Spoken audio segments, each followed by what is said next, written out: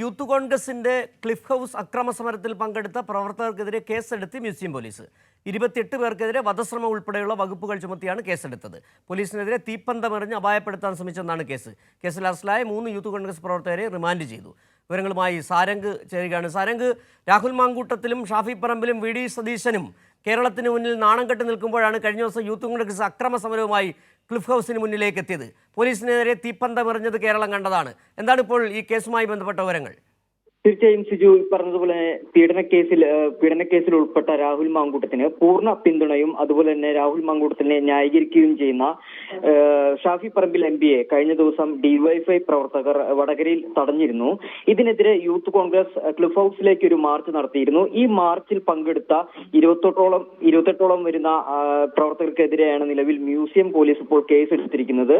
വധശ്രമം ഉൾപ്പെടെ അതുപോലെ തന്നെ പൊതുമുതൽ നശിപ്പിക്കൽ ഉൾപ്പെടെയുള്ള ഗുരുതര വകുപ്പുകൾ ചുമത്തിയാണ് നിലവിൽ കേസെടുത്തിരിക്കുന്നത്. 28 പേർക്കെതിരെയാണ് കേസെടുത്തിരിക്കുന്നത്. പോലീസിനെ അപായപ്പെടുത്താൻ ശ്രമിച്ചു. അതായത് ഈ മാർച്ചിനിടെ അല്ലെങ്കിൽ പ്രതിഷേധത്തിനിടെ പന്തമെറിഞ്ഞ് പോലീസിനെ അപായപ്പെടുത്താൻ ശ്രമിച്ചു എന്നുള്ള കേസ് ചൂണ്ടിക്കാണിച്ചിട്ടാണ് നിലവിൽ കേസെടുത്തിട്ടുള്ളത്.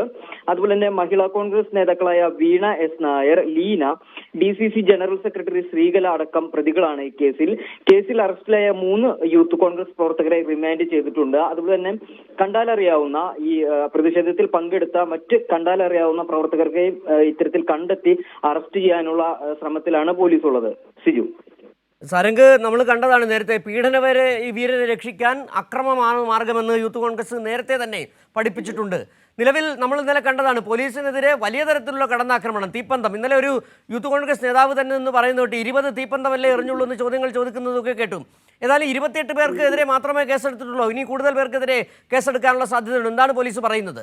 തീർച്ചയായിട്ടും നിലവിൽ കൂടുതൽ പേർക്കെതിരെ കേസെടുക്കാനുള്ള എല്ലാ സാധ്യതകളും ഉണ്ട്. നിലവിൽ ഇപ്പോൾ 28 പേർക്കെതിരെ മാത്രമാണ് കേസെടുത്തിട്ടുള്ളത്. അതുപോലെ തന്നെ കണ്ടാൽ തിരിച്ചറിയാവുന്ന കൂടുതൽ ആളുകൾക്കെതിരെയും കേസുകൾ വിവിധ വകുപ്പുകൾ ചുമത്തി കേസെടുക്കും. അപ്പോൾ ഈ 28 എന്നുള്ളത് പ്രവർത്തകരുടെ എണ്ണം കൂടാനുള്ള എല്ലാ സാധ്യതയുമാണ് കാണുന്നത്. എന്തായാലും എല്ലാ പ്രവർത്തകരെയും, അതായത് പങ്കെടുത്ത എല്ലാ പ്രവർത്തകർക്കെതിരെയും കേസെടുക്കും.